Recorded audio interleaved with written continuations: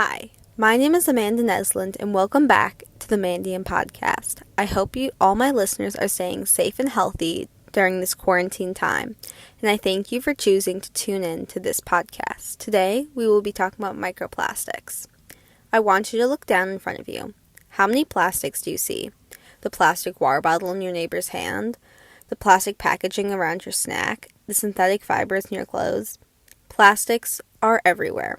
Since plastics have become a ubiquitous part of life, they have pervasively made their way into every corner of the globe, including one of the world's largest freshwater sources, Lake Michigan. This impact of plastics in our Great Lakes led me to specifically study microplastics. Microplastics are any small plastic piece less than 5 millimeters long. I then researched what effects microplastics have on Great Lake ecosystems and what steps can be taken to combat their effects. I soon learned Lake Michigan's plastic plague was far more severe than I ever imagined. Every year, 12 million pounds of plastic are dumped into Lake Michigan, which then break down into microplastics and have devastating effects on the Great Lake ecosystems, water supplies, and economies of the area. From all of this, I've concluded human actions have caused the prevalence of microplastics in the Great Lakes. This, in turn, requires human intervention to restore and protect the Great Lake ecosystems. First, I looked into the origins of the crisis, how humans are overpolluting the Great Lakes with plastic, causing the plastic plague of microplastics. Great Lake communities' unsustainable lifestyles are at fault for the overpollution of microplastics. Lake Michigan's plastic pollution is directly correlated with Chicago's abysmal recycling rates. According to the Chicago Tribune, the national average recycling rate is 35%, while Chicago's rate is only 9%. And likewise, according to the Great Lakes Now, a regional organization dedicated to protecting the Great Lakes, neighboring cities in the Great Lakes area, such as Naperville, has a 30% recycling rate. Milwaukee has a 35% recycling rate, and Cleveland has a 28% recycling rate. All these rates are far below the national average. In turn, these deplorable recycling rates cause more plastic to end up in our Great Lakes. Furthermore, a 2017 International Union for Conservation of Nature report estimated 35% of microplastics enter waterways through synthetic textiles. Synthetic textiles make up 60% of the world's apparel fibers. Great Lake communities washing these synthetic microfibers is one way our communities' unsustainable choices are polluting the Great Lakes.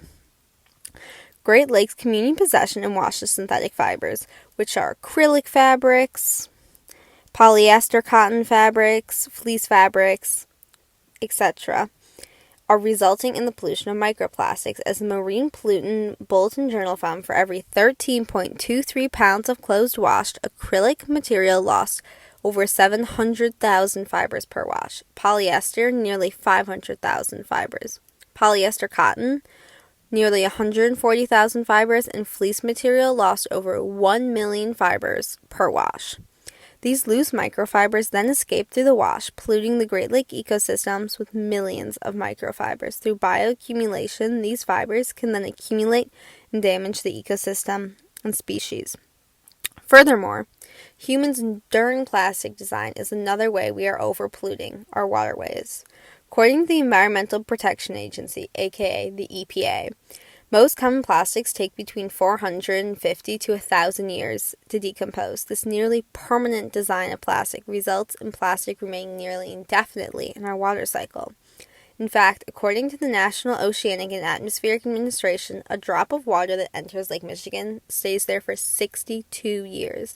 These combined facts attribute to the plastic plague in Lake Michigan, as microplastics in the water themselves stay nearly indefinitely for such long periods of time in the water cycle, contaminating the ecosystem.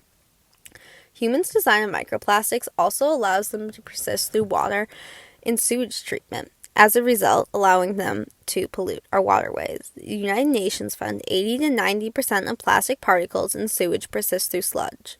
This sludge is then applied as fertilizer, resulting in thousands of tons of microplastics to be spread out across numerous different ecosystems, polluting soils and waterways as agricultural runoff. Additionally, the sheer amount of plastics entering the Great Lakes is overpolluting the ecosystems. According to the Illinois Environmental Council, about 22 million pounds of plastic flow into the Great Lakes each year. Some of this plastic enters the Great Lakes through beach litter. In 2017, Adopt the Beach volunteers found that 85% of litter picked up on the Chicago beaches was composed partially or fully of plastic.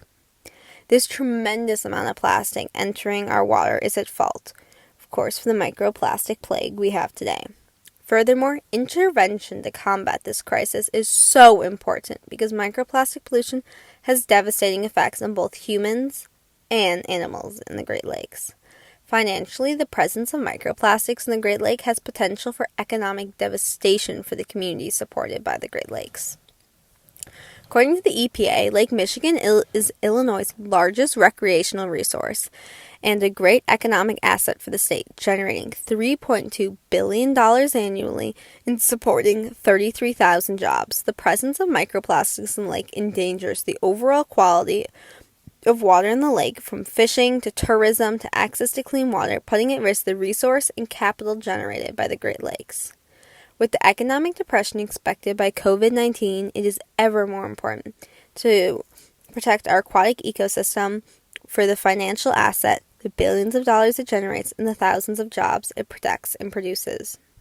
Moreover, the Great Lake Alliance reports Lake Michigan is a water source for 6.6 million residents in the Chicagoland area and 40 million residents in the Midwest. Contaminating Lake Michigan with microplastics is jeopardizing billions of dollars of value in fresh drinking water, manufacturing, and agricultural needs. Microplastic pollution has the possibility for massive economic devastation for millions of people that rely on the Great Lakes for fresh water. Microplastic pollution could result in water discrimination on a scale far larger than the Flint, Michigan water crisis. Moreover, through an ecological standpoint, microplastic pollution in the Great Lakes is destroying natural processes as well. Aquatic ecologist Timothy Holland from the University of Loyola and the Chicago Field Museum found in a study of 3 major lake tributaries from Lake Michigan over a sample of 74 fish of 11 species, 85% of them were found to have microplastics in their digestive tracts. Through bioaccumulation, these microplastics in fish and other primary consumers can spread up the ecosystem to life-threatening doses in larger consumers. This negatively affects humans as well, as we consume microplastics found in these fish and other food sources. I interviewed Dr. Holland to learn more, and he shared work from another research project about his findings of bioaccumulation of plastics in Lake Michigan. We got specimens from the museums that have been collected from 1900 all the way to 2018, and we saw plastic in the guts of the stomachs of the fish starting around the 1950s, and then it's been increasing since then. Another ecological concern found by the Pacific Standard magazine is that microplastics can be transported airily, like dust or pollen, through the water cycle. These microplastics are then deposited across the globe, contaminating everything from oceans to soil composition. The presence of microplastics then acts as a foreign stressor in the ecosystem, negatively affecting organisms, nutrient cycles, and shifting chemical environments for many ecosystems outside the Great Lakes. This in turn amplifies the economic and ecological detriments of microplastics across the globe. Finally, the presence of microplastics also devastates Great Lake ecosystems through microplastics' chemical composition and characteristics. In my interview with Dr. Holland, he explained how plastics themselves have additives such as UV stabilizers, flame retardants, and colorants that have chemical reactions with unknown effects in freshwater. These reactions can be even more powerful when combined with other pollutants or chemicals. The unknown chemical combination and additives in the thousands of pounds of plastic deposited in the Great Lakes every year is one of the most harmful effects of the plastic crisis. I'll let Dr. Holland explain this a little more. The problems that we worry about with microplastic are if organisms are eating them, they can enter their stomachs, and in their stomachs they can cause a couple problems. In some cases they might be feeling, full. They might not eat something else because they've consumed this plastic, and that could be detrimental to them. Another worry is the chemicals that are on the plastic or inside of the plastic. So plastic has a lot of chemical additives. If you think about like a piece of fabric, like polyester or a plastic bottle, they have chemicals added to them that gives them different properties. Maybe like heat resistance or flame retardants or flexibility or color. So those chemicals that are in the plastic can actually come out. They can kind of leach out of the polymer, and who knows what they do. That's the big question that people are looking at to see what are the danger of some of these plastic additives. Some of them are hormone mimics. Some of them might be toxic. We don't know. Also, when plastic is in the environment, it can actually stick to other pollutants. So there are pollutants out there in the Great Lakes from industry, and those are pollutants like oil and other chemicals like PCBs you might have heard of. Is that there's chemicals inside the plastic, and then there's chemicals outside in the environment that will stick to the plastic. And in both cases, if the plastic is consumed, those chemicals could be introduced to an organism. Furthermore, due to the incredible small widths of microplastics, many water treatment plants are not equipped to remove plastics. The Chicago Department of Water Management says it met all state and federal regulations for drinking water, but is not required to test for microplastics. As a result, microplastics have become increasingly prevalent in drinking water as technologies and resources are currently not there to remove these plastics. I met with Nabel Koifish, the Director of Water Management for the Village of Wilmette, to learn a little bit more about what microplastics look like in my own town's water source. So this is more of a new thing. So currently there are no regulations regarding microplastics because really the knowledge of the health effect or the amount is just not known yet. Microplastics is from our knowledge is present could be present in all waters. All of this research has allowed me to conclude human intervention is required and absolutely necessary to restore and protect the Great Lake ecosystems. First, human behavioral changes in regard to plastic consumption are necessary to protect the Great Lakes from continued plastic pollution. The Scientific American magazine found continued awareness of reducing, reusing, and recycling plastic is one of the best ways we can combat the plastic crisis. Although these actions may seem banal, they are still some of the most effective and simple solutions we have. Due to the U.S. and Great Lake communities' low recycling rates, reduction and reuse of plastic is our most effective strategy. Single-use plastic polymers are also most abundantly found in the Great Lakes, and there are many simple alternatives to reduce our single-use plastic consumption. Also, reducing the consumption of synthetic fiber clothing will significantly help reduce the presence of microplastics in the Great Lakes.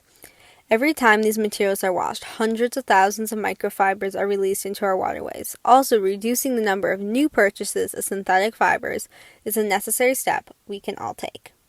Furthermore, a fundamental rethinking of the nature of plastic across society is needed to restore and protect our waterways. Dr. Holland believes the biggest step needed to be taken to combat the plastic crisis is for there to be an end-of-life plan for plastics. When designing plastics, rather than the plan to be to let them live in our ecosystems for hundreds of thousands of years, we need an end-of-life solution of how these plastics will break down. We also all need to be conscious about the means of plastic consumption in our society. From food packaging industries to fashion industries, research and transformation is necessary to move humans away from our reliance on plastics. New alternatives to plastics that are biodegradable, sustainable, also must become commonplace. Additionally, one popular solution in the scientific community to combat the plastic plague is creating bacteria that can break down plastic. These bacteria do exist today, but are currently ineffective to combat the extent of our plastic crisis. According to the National Renewable Energy Lab, with more than 300 million tons of plastic produced every year, organisms would need to churn around 906,000 tons all day, every day. Today, it takes 4 days for these bacteria to dissolve the surface of a Diet Dr. Pepper bottle, which simply isn't fast enough. A fundamental rethinking of plastic and new advancements are still needed in the scientific community to find a feasible solution to the plastic plague. Finally, public policies are necessary human action to protect and restore the Great Lakes. One example of a successful public policy to reduce plastic consumption in the Great Lake area was Chicago's 7-cent fee on single-use plastic and paper bags. According to the study by the Chicago Mayor's Office in 2017, this ban resulted in a 42% decrease in single-use plastic on shopping trips and a 20% increase in customers using reusable bags. Another successful piece of legislation at the federal level was passed in 2015 as the FDA passed the Microbead Free Water Acts. According to the FDA, this prohibits the manufacturing, packaging, and distribution of rinse-off cosmetics containing plastic microbeads. This legislation is seen as one of the biggest federal accomplishments for reducing microplastic consumption in our waterways, as microbeads are any beads less than 5 millimeters in width and are small enough to pass through water filtration and end up polluting our waterways. After all of this, the plastic plague may seem discouraging, but I urge all my listeners to take action now in their own daily lives to reduce their own plastic consumption. Linked below this podcast are numerous sources about microplastics, along with ways you can change your plastic habits. But from making simple swaps for reusable bags or cups to reducing and being conscious of your synthetic textile consumption can make a huge difference. I want you all next time you go into a grocery store to be infuriated by the amount of plastic packaging you see. And the next time you wash your fuzzy blanket, think about the millions of synthetic microfibers that are going down the drain. Alone, none of us can make a change, but these small changes in our own lives, along with sharing this information with family and friends about the dangers of microplastics, can make a big difference. Additionally, we can all urge our local legislators to adopt legislation to make an even larger impact. Because of the nature of the crisis, microplastics are virtually invisible and hard to draw attention to. But Lake Michigan and the Great Lakes are filling up with plastic. Garbage is sickening the marine life and becoming prominent features on our shorelines. If effective legislation and action isn't taken by residents, corporations, and the government alike, the plastic plague will only continue to escalate. Water is one of the few things that binds humanity. Regardless of circumstances, everyone needs water, and we cannot continue to contaminate one of the world's largest accessible freshwater sources. From all of this research, readings, communications with experts, human intervention is absolutely necessary, I've concluded, to protect and restore the Great Lakes from the detriments of microplastics. Human action has created the plastic plague, and now it is time we must clean up our mess. Thank you all for listening to the Mandium Podcast. I'm your host, Amanda Nesland, and please share this podcast with your family and friends to spread awareness about the detriments of microplastics. And tune in next week to learn about the opioid epidemic and pharmaceutical companies' role in manufacturing the crisis. Thank you so much for listening, and stay safe and healthy.